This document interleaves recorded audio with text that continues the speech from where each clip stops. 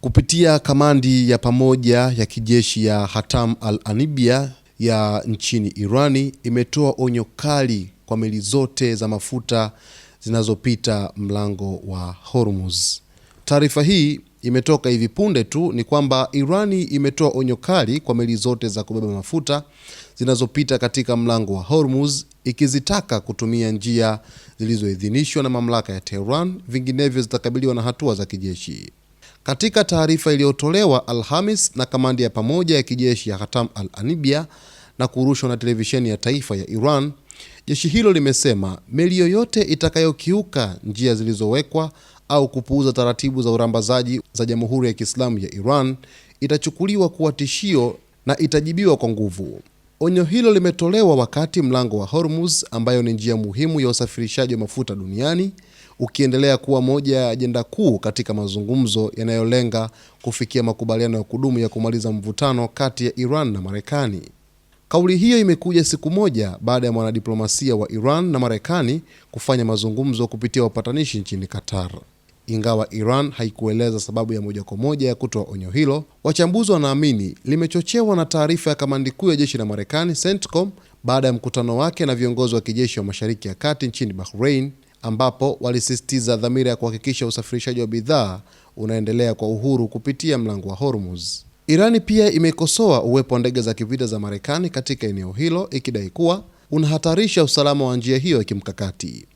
Tehran imeonya kuwa jaribio lolote la Marekani kuingilia masuala ya usalama katika mlango wa Hormuz litachukuliwa kama tishio kwa mamlaka ya Iran na litajibiwa kwa haraka na kwa nguvu. Kwa mujibu wa makubaliano ya muda kati ya Iran na Marekani, meli ziliruhusiwa kupita katika mlango wa Hormuz bila kulipa ada kwa kipindi cha siku 60.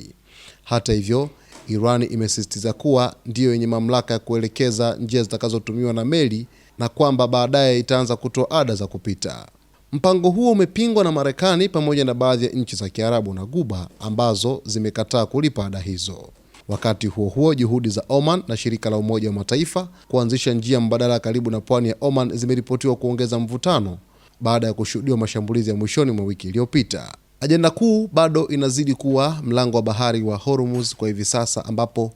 kufuatia mashambulizi ya hivi karibuni ya meli za kibiashara zilizokiuka kupita katika njia ambazo zilikuwa zimeelekezwa na jeshi la walinzi wa mapinduzi ya Kiislamu la Iran IRGC kitengo chao cha majini, hatimaye Iran imesisitiza kwa mara nyingine tena kwamba meli zote za mafuta zinazopita katika mlango huo zinapaswa kufuata maelekezo ambayo yametolewa na jeshi lao pamoja na njia ambazo zimewekwa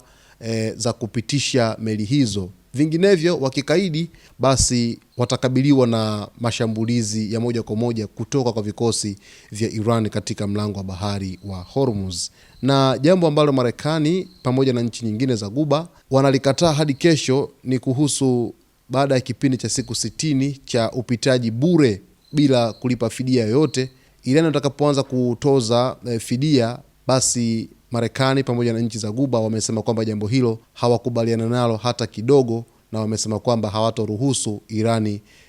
kuchaji ile fee kwa ajili ya meli kupita katika mlango wa bahari wa Hormuz. Naendelea kufuatilia mambo mbalimbali ambayo yanazidi kutokea huko Iran na maeneo mengine duniani. Cha msingi ni kuwa karibu nasi wakati wote, ambapo utafahamu kwa haraka zaidi na kwa kina yote ambayo yanajiri katika anga za kimataifa.